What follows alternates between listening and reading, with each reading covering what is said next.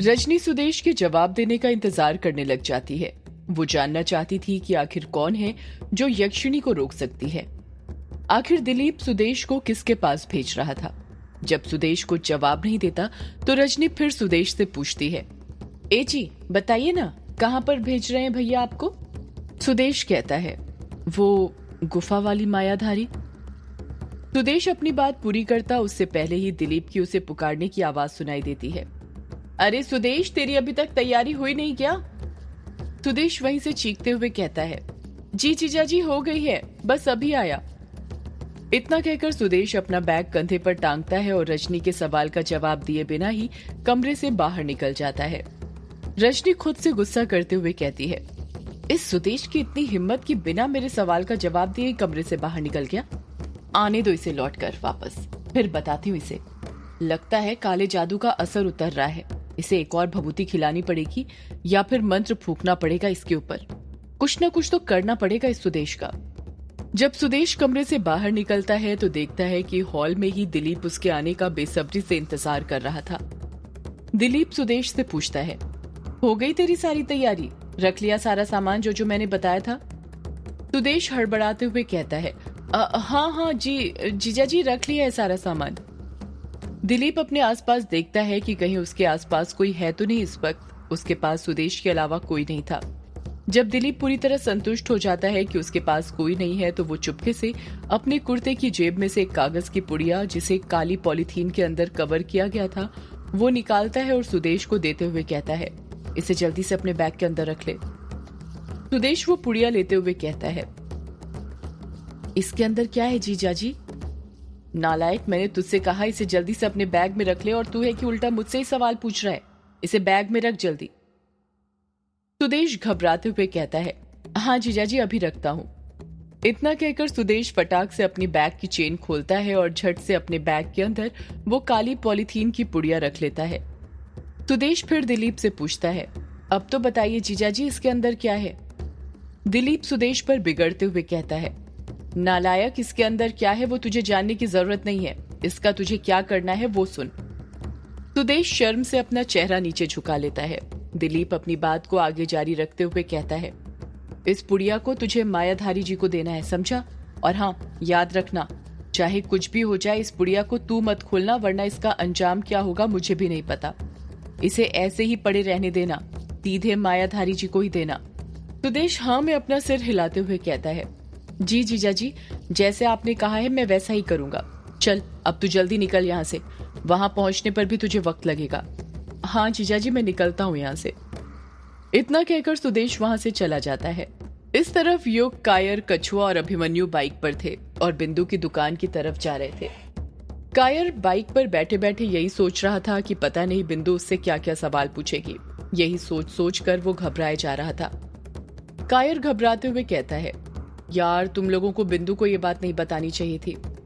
अभिमन्यु चिढ़ते हुए कहता है, अबे कायर, अब तुझसे कितनी बार बोलें कि ये बात हमने बिंदु को नहीं बल्कि बिंदु ने हमें बताई थी। अब अगर तूने फिर से यही बात बोली ना तो हमसे बुरा कोई नहीं होगा, समझा? बार बार एक ही सवाल बोलकर पूरा कान खा गया है मेरा। ये कछुए को देख कैसे शांति से बैठा है। लगता है वर्चस्विनी ने जमकर धुनाई की है इसकी। कछुआ अभी भी चुप बैठा हुआ था क्योंकि वो तो वर्चस्विनी के ख्यालों में खोया हुआ था। कायर मुंह बनाते हुए कहता है, ये क्यों कुछ बोलेगा? ये तो पगला गया है वर्चस्विनी को देखकर। लाइन मारने से पहले सोच तो लिया कर कि किस पर लाइन मार रहा है। वो पुलिस वाली है बेटा, डंडे मार मार के ना तेरा पूरा लुचड़पना निकाल देगी। कछुआ प्यार से कहता है, अगर वर्चस्विनी प्यार से मुझे डंडा भी मारेगी ना तो मैं वो भी खा लूंगा। डंडा क्या चीज है, मैं तो जहर भी खा लूं वर्चस्विनी के हाथ से। बस शर्त यह है कि वो प्यार से खिलाए। युग चिढ़ते हुए कहता है, तुम दोनों चुप करोगे अपनी बकवास? एक तो सुबह से पेट में कुछ गया नहीं है, ऊपर से तुम फालतू की बातें कर रहे हो। अभी अभी हवालात की हवा खाकर आ रहे हो, पर तेवर तो ऐसे हैं जैसे महान काम करके आ रहे हो। तुम्हें पता भी है तुम्हारी वजह से कितना बड़ा नुकसान हो गया है। कायर छोटा सा मुंह बनाते हुए कहता है, क्या नुकसान हो गया है हमारी वजह से? युग कहता है, आज हम पब्लिशर के पास जाने वाले थे पापा की यक्षिणी वाली किताब की रिगार्डिंग, पर पूरा वक्त हवालात में ही कट गया इसलिए जा नहीं पाए। कछुआ झट से कहता है, तो क्या हुआ यार, कल चले जाना। तू तो ऐसे बोल रहा है जैसे वो पब्लिशर आज रात को ही ऊपर निकल लेगा। अभिमन्यु कछुए को टोकते हुए कहता है, तू अपनी काली जुबान बंद रख कछुए, तुझे पता है ना तेरी काली जुबान है। कछुआ चुप हो जाता है। कुछ ही देर में इनकी बाइक बिंदु की दुकान पर पहुंच जाती है। बिंदु की दुकान पर बिल्कुल भी कस्टमर नहीं थे। अब्दुल था जो कि कुर्सी और टेबल की सफाई कर रहा था। बिंदु गल्ले पर खड़ी हुई थी। उसकी आंखों में देखकर ऐसा लग रहा था जैसे वो उन लोगों के आने का ही इंतजार कर रही थी। जैसे ही उनकी बाइक दुकान के सामने रुकती है, बिंदु भागते हुए बाइक के पास जाकर रुक जाती है। वो चारों बाइक से नीचे उतर जाते हैं। कायर, युग और अभिमन्यु के पीछे छुपने लग जाता है। बिंदु गुस्सा करते हुए कायर से कहती है, ए कायर, पीछे क्यों छुप रहे हो, सामने आओ। अरे सामने कैसे आओगे, तुम तो काम ही इतना महान किए हो कि शर्म आ रही होगी सामने आने में। कायर अभी भी युग और अभिमन्यु के पीछे छुपा हुआ था। कछुआ कहता है, अरे कायर सामने नहीं आ रहा तो क्या हुआ बिंदु, मैं आता हूँ ना सामने। तुम्हें जो बोलना है मुझसे बोल सकती हो। तुम मुझे कायर ही समझो, आखिर हम दोनों बेस्ट फ्रेंड जो हैं। बिंदु भिन्नाते हुए कहती है, तू तो कछुए चुप ही कर, मुझे पता है ये सब तेरे ही कारण हुआ है। तूने ही जरूर कुछ कांड किया होगा जिसके कारण ये कायर भी तेरे साथ फंस गया। कितनी बार बोला इसे तेरी संगति छोड़ दे, पर ये सुनता ही नहीं है। ना ही तेरी संगति छोड़ता है, ना ही शायरी, और दोनों ही चीजों ने इसे डुबा दिया है पूरी तरह। कायर धीरे से कहता है, कैसे छोड़ दूं, कोई पराये थोड़ी है जो इतनी आसानी से जाने दूंगा। मेरे अपने हैं, डुबो दिया तो क्या हुआ। कैप्टन कभी अपना डूबता हुआ जहाज नहीं छोड़ता है, उसे उससे बहुत लगाव होता है। बिंदु भिन्नाते हुए कहती है, ये पीछे खड़े होकर बहुत बातें आ रही हैं तुम्हें, तुम तो सामने आओ तब अच्छे से बताती हूँ तुम्हें। कायर धीरे धीरे सामने आ जाता है। बिंदु कहती है, तो बताओ क्यों पकड़ कर ले गई थी तुम्हें पुलिस, आखिर क्या कर दिया तुम दोनों ने ऐसा। कायर उदासी के साथ कहता है, यार बिंदु बताता हूँ ना सब कुछ, पर पहले कुछ खा लूं, सुबह से कुछ नहीं खाया है, सब लोगों के सवालों के जवाब देते जा रहा हूँ। मुझे तो लगता है जैसे मैं केबीसी खेल रहा हूँ जिसमें लोग मुझसे सवाल तो पूछते हैं पर जवाब देने के बाद पैसे नहीं देते। कायर और उसके दोस्त का रूखा हुआ चेहरा देखकर बिंदु समझ जाती है कि उसके दोस्त लोग बहुत थक गए हैं, इसलिए वो कहती है, अच्छा ठीक है बैठो तुम लोग, मैं तुम सबके लिए थाली लगा देती हूँ। युग, कायर, कछुआ और अभिमन्यु जल्दी से बेंच पर बैठ जाते हैं। बिंदु जल्दी जल्दी चारों के लिए थाली बना देती है। युग और उसके दोस्त खाना शुरू करने ही वाले थे कि तभी अब्दुल कहता है, बिंदु दीदी आप भी खाना खा लीजिए ना, आपने भी तो सुबह से कुछ नहीं खाया है। जैसे ही अब्दुल ये बात बोलता है, युग, कायर, कछुआ और अभिमन्यु चारों के हाथ थाली में ही रुक जाते हैं। वो खाना खाना शुरू नहीं करते हैं। कायर बिंदु की तरफ देखते हुए उससे पूछता है, ये क्या बिंदु, तुमने खाना क्यों नहीं खाया सुबह से। बिंदु बहाना बनाते हुए कहती है, वो आज सुबह से ही ना बहुत कस्टमर थे दुकान पर, तो वक्त ही नहीं मिला खाना खाने का। कायर धीरे से कहता है, वक्त नहीं मिला या तुमने मेरे लिए खाना खाया नहीं। कायर कहीं समझ न जाए कि बिंदु भी उससे प्यार करती थी, इसलिए वो भिन्नाते हुए कहती है, अब कायर तू ना कुछ भी मत बोल, एक तो हवालात से आया है, ऊपर से अजीब बातें कर रहा है। भला मैं क्यों खाना नहीं खाऊंगी, मैंने कहा ना मुझे टाइम नहीं मिला। कायर समझ जाता है कि बिंदु उसकी बात को टाल रही है, इसलिए वो भी स्मार्ट बनते हुए कहता है, टाइम नहीं मिला तो अब खा लो हमारे साथ ही। हाँ खाती हूँ। बिंदु भी उन्हीं के साथ खाना खाने बैठ जाती है। खाना खाते हुए कायर और कछुए सारी बात बता देते हैं कि उन्हें पुलिस वालों ने क्यों बुलाया था और वहां पर क्या क्या हुआ। सारी बात सुनने के बाद बिंदु कहती है, और पियो शराब, कितनी बार बोला है कायर तुझसे कि शराब मत पिया कर, मत पिया कर, पर तू मेरी बात सुनता कहाँ है। कायर नजरें चुराते हुए कहता है, यार अब फ्री की मिल रही थी तो पी ली, फ्री की चीज भला कोई छोड़ता है क्या। बिंदु कहती है, फ्री की चीज ही इंसान को ले डूबती है और इसका एग्जाम्पल तुम खुद हो।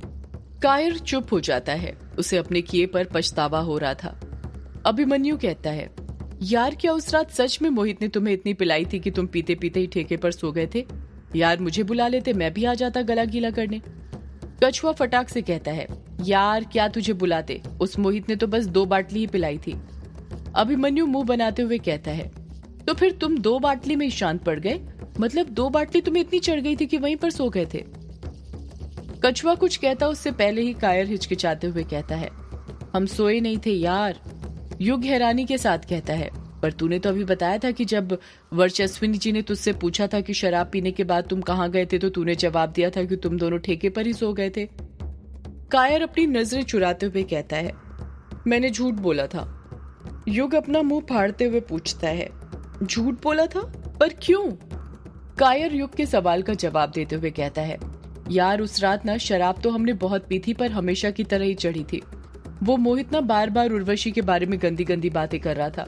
हम तो उसे समझा समझा कर थक गए थे कि एक विधवा के बारे में ऐसी बातें करना ठीक नहीं है, पर नशे में आदमी कहाँ किसी की सुनता है। वो मोहित उर्वशी के पास ही जाने के लिए निकला था उस रात। उसके जाने के बाद हमने 1-2 पैग और लगा लिए थे, क्योंकि मन नहीं भरा था। तुम्हें तो पता ही है, कछुआ और मैं फटे से पीते हैं। बिंदु बीच में ही कायर को टोकते हुए कहती है, फटे से पीते हैं मतलब? कछुआ शर्माते हुए कहते हैं, फटे से पीना मतलब तब तक पीना जब तक। कछुआ अपनी बात पूरी करता उससे पहले ही कायर उसे टोकते हुए कहता है, तू चुप रहे ना कछुए, अभी मैं बता रहा हूँ ना उस रात क्या हुआ था। और बिंदु तुम ये कहाँ पड़ी हो इन बातों में? वो सुनो ना जो मैं बता रहा हूँ, फालतू के क्वेश्चन क्यों पूछ रही हो? बिंदु बोलती है, हाँ बोलबो, आमी सुना छी। कायर कहता है, मोहित के जाने के बाद और 2-3 पैक पीने के बाद फिर शराब हमें चढ़ने लग गई थी। उसके बाद हम अपने अंदर की भड़ास बाहर निकालने लग गए थे। युग अजीब सा मुंह बनाते हुए कहता है, भड़ास बाहर निकालने लग गए थे मतलब? तुम्हें किस पर भड़ास निकालनी थी और किस बात पर? बिंदु अपनी तरफ उंगली करते हुए कहती है, कहीं कायर तुमने मुझे तो गाली नहीं दी थी ना, क्योंकि मैं तुम्हें भाव नहीं देती? कायर बौखलाहट के साथ कहता है, नहीं नहीं बिंदु, भला मैं तुम्हें गाली क्यों दूंगा? तुम तो मेरे दिल की राजकुमारी हो। भले ही भाव नहीं देती तो क्या हुआ, पर मैंने आज तक तुम्हें कभी गाली नहीं दी। जिससे हम प्यार करते हैं उन्हें हम कभी गाली नहीं देते। कछुआ फिर बीच में बोल पड़ता है, हाँ बिंदु, कायर ठीक कह रहा है। कायर ने तुझे गाली नहीं दी थी, हम दोनों ने तो मिलकर युग और अभिमन्यु को गाली दी थी।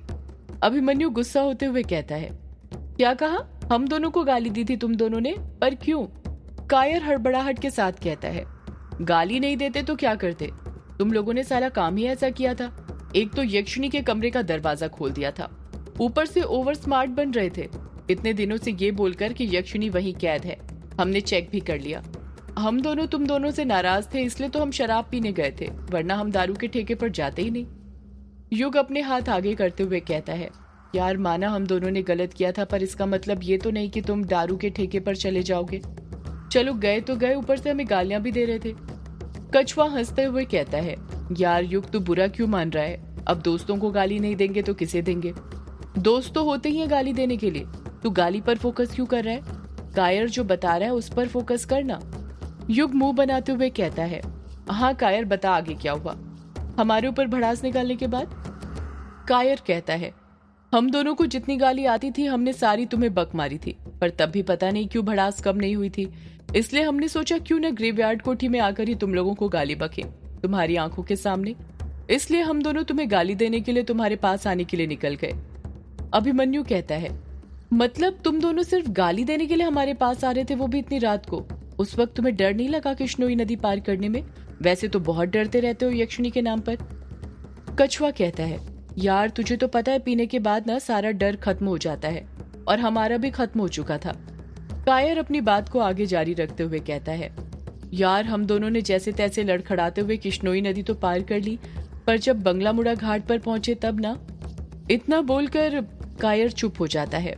अचानक से कायर के चेहरे पर खौफ पैदा हो गया था, ऐसा खौफ जिसके बारे में वो किसी को बताना नहीं चाहता था। अभिमन्यु धीरे से पूछता है, तब क्या कायर आगे बता, बंगला मुड़ा घाट पर क्या हुआ? बिंदु भी अभिमन्यु का साथ देते हुए बंगाली में बोलती है, हाँ कायर बोलबो। कायर कहता है, बंगला मुड़ा घाट पर पहुंच करना ये कछुए को पता नहीं क्या हो गया था, ये मेरी फोटो खींचने की जिद करने लग गया था। इसने अपना मोबाइल निकाला और मेरी फोटो लेने लग गया। ये मेरी फोटो ले ही रहा था कि तभी अचानक से हमें ऐसा लगा जैसे बंगला मुड़ा घाट पर हमारे अलावा भी कोई था। युग हैरानी के साथ कहता है, क्या बात कर रहा है कायर? हाँ युग सच, ये कछुआ मेरी फोटो खींच ही रहा था कि तभी हमें कमल के फूलों की खुशबू आने लगी। वो कमल के फूलों की खुशबू ऐसी थी कि किसी को भी मदहोश कर दे। हमें ऐसा लग रहा था जैसे हमारे आसपास बहुत सारे कमल के फूल हों, लेकिन वहां पर एक भी नहीं दिख रहा था। कछुआ बीच में ही बोल पड़ता है, हाँ मुझे भी याद आया, वो कमल के फूलों की खुशबू ना जिस ओर से आ रही थी हम उस ओर जाने लगे थे। तभी वहां पर हमें एक लड़की का काला साया दिखाई दिया जो कि वहां पर खड़ी हुई थी। युग अपना मुंह फाड़ते हुए कहता है, लड़की का काला साया? कहीं वो यक्षिणी तो नहीं थी?